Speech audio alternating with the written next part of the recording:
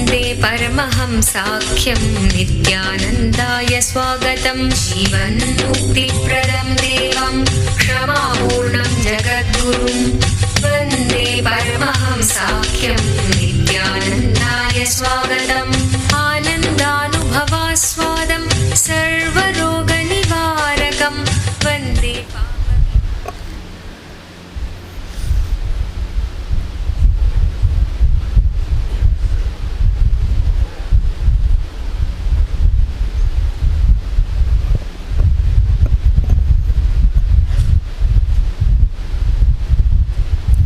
I welcome you all with my love and respects.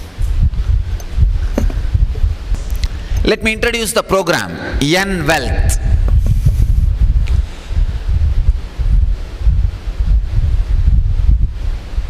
Let me introduce the exact process of the whole program. It is all about wealth, as the title says, money.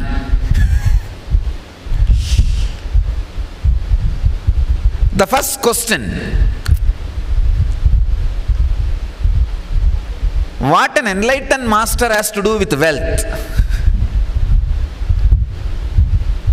Why should he talk about wealth? He is supposed to be talking about renunciation.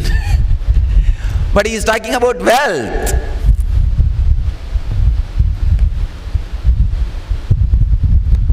Please understand, a beautiful survey, study done by Ohio University Sociology Department. I wanted to share some of their study.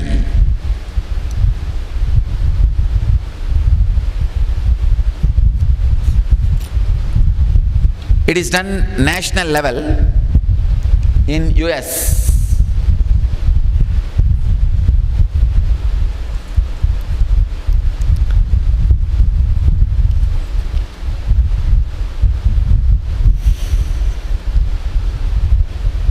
By Lisa Kister, Associate Professor of Sociology at Ohio State University. Religion is an important factor in wealth accumulation, a factor that has not received a lot of attention. The study suggests religious beliefs children learn in their families translate into educational attainment, adult occupations, financial literacy, social connection, and other factors that influence adult wealth ownership.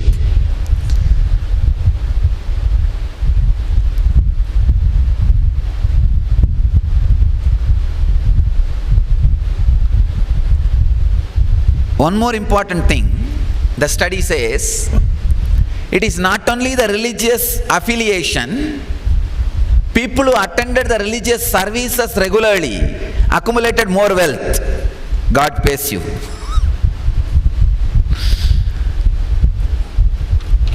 And some of the very interesting informations I want to share with you, so that you will understand why I ventured into this program, N Wealth, teaching you about wealth.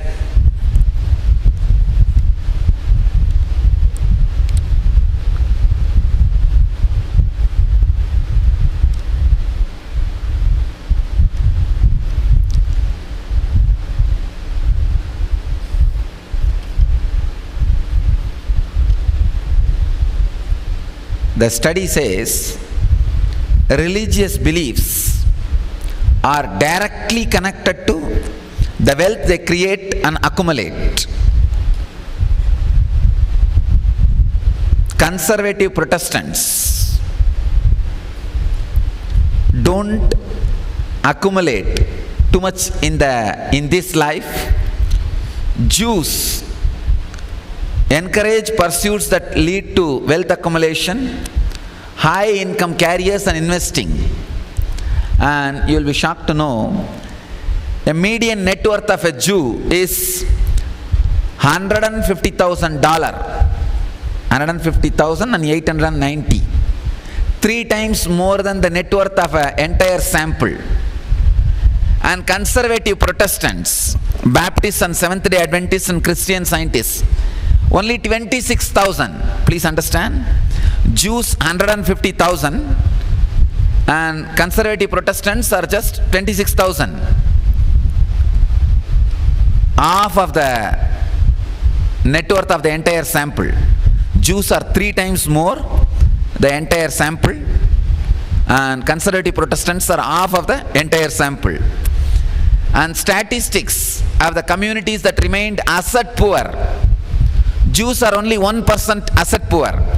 Protestants are 15% asset poor. Catholics are 7%. Accumulations such as homes, stocks and bonds. Jews 35% have accumulated.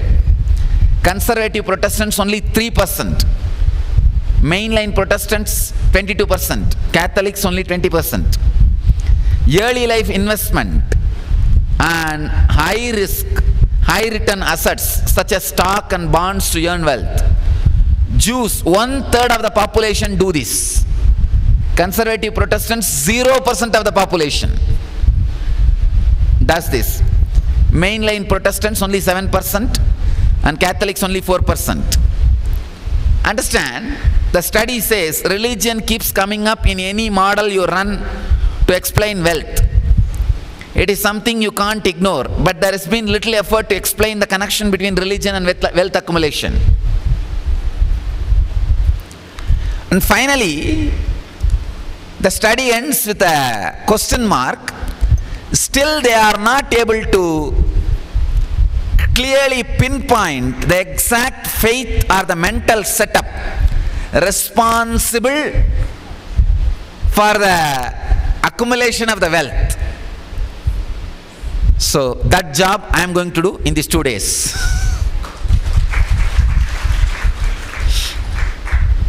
Understand, religion and wealth are very closely associated. That is the reason I ventured into teaching you how to accumulate wealth. First statement I wanted to make, the first statement of this program: wealth is not a thing to be accumulated or managed. Wealth is you. Please understand. Wealth is not just a thing as you think to be accumulated or managed or created or celebrated. It is you. Wealth is nothing but extension of you. In Sanskrit we have a very beautiful word. Lakshmi means intensified goal. When the Lakshya is intensified in you, it is Lakshmi. Intensified goal is Lakshmi. The right mental setup directly makes you create and celebrate wealth. I don't even want to use the word creating and sustaining. I wanted to use the word creation and celebration of wealth. The right mental setup is required to create wealth, to celebrate wealth. Only an enlightened person can teach you the mental setup, can create the right mental setup. That is the reason I took up the program on wealth. The usual question, an enlightened being is supposed to teach renunciation. Please understand, how will you renounce unless you lived? I have seen wealthy man, I have seen poor man's renunciation, I have seen wealthy man's renunciation. I have seen all these three. Please understand, I have seen poor man renouncing what he doesn't have, and wealthy man enjoying, and I have seen wealthy man renouncing. All these three mental setups I have seen. I wanted to let you know whether you will renounce or not, that is different. But it is good to have wealth. I completely support creation and celebration of wealth. I'll explain the detailed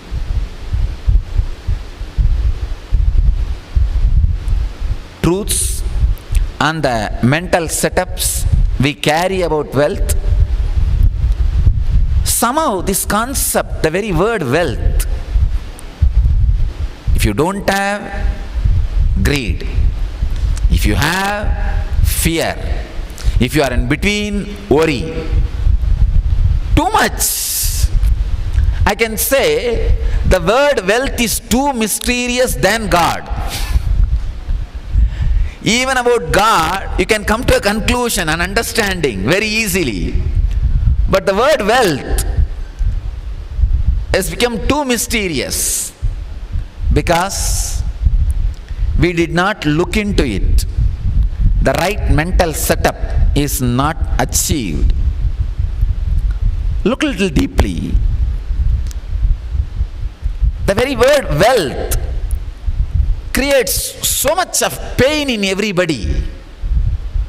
Either you had too much of greed and did not have it, or too much of fear of poverty, or too much of failure ideas. The moment the word wealth is uttered, too many of your failures crops up in your system, and too many broken relationships crops up in your system. Too many broken relationships, too much of disrespect, too much of the pain and sufferings which you went through from the young age gets awakened. That is why a normal man can never think of wealth in a relaxed way.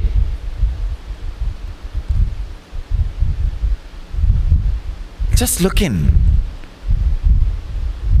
Even if you want to think about creating wealth, secretly you sit and think. Even inside your own mind you create a secret chamber where you plan about wealth. Even your whole mind does not accept for planning about wealth. The moment one corner of your mind starts planning, the other corner warning you, hey, you are planning about wealth, you are going to get into suffering. The other part is already teaching you renunciation. But you need to understand, it is not renunciation from understanding. It is renunciation based on the tendency of moving away from life, escaping from life, a wrong attitude.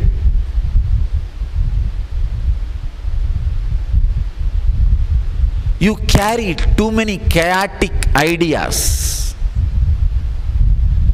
too much of confusion about wealth.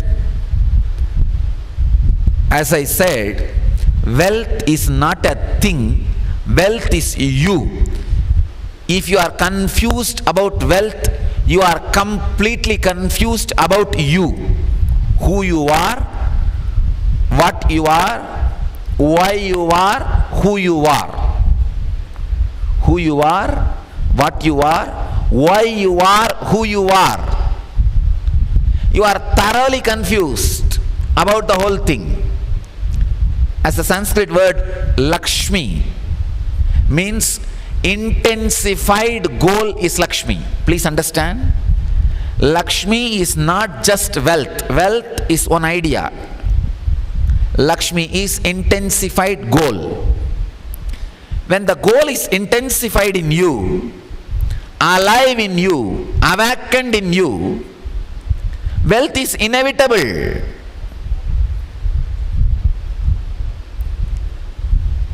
Wealth is not just money, the relationships, satisfaction, the power to convert dollars and rupees into the product which you wanted to have. In Sanskrit, we have 8 dimensions of wealth. In the next further sessions, I'll talk about it. We call it Dana, Danya, Virya, Vijaya. Different dimensions of wealth. It is a thing, it is not a thing, it is your very being. Only when your being becomes proper, the wealth gathers around you, wealth happens around you, and you celebrate it. And wealth can be adding to your life.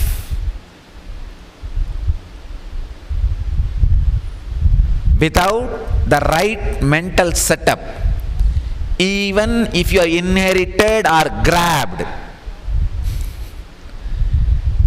For example, legally if you are born to a rich person, you inherit, and if you inherit illegally, it is called grabbing, that's all. Without the right mental setup, even if you inherit or grab, you will not be able to celebrate wealth. I have seen people, I have seen all kinds of people who celebrate wealth without having it, who celebrate wealth without creating it, who create wealth but don't celebrate it, who create wealth but never use it, who grab wealth but does not celebrate it, who grab wealth but does not enjoy it. All kinds of mental setup I have seen. A right mental setup, a right understanding about wealth not only attracts wealth towards you, makes wealth happen in your life, it gives tremendous clarity even for your day-to-day life, normal life.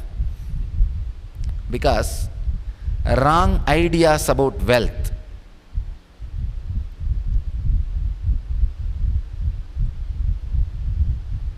becomes a self-impediment for your very growth, for your very understanding, for your very living.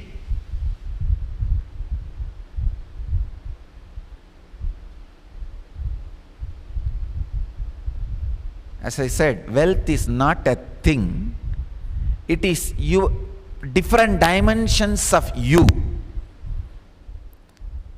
When you manage different dimensions of you, just wealth happens around you. As I said, wealth is not just dollars and rupees. It is relationships, contentment, the peace and job satisfaction, everything, each one of these items, and health, each one of these items are your wealth. And the mental setup continuously to have success, all these things are different dimensions of wealth. So I think now you are very clear why I am talking on wealth. I am going to work on wealth. I am going to teach about wealth to you.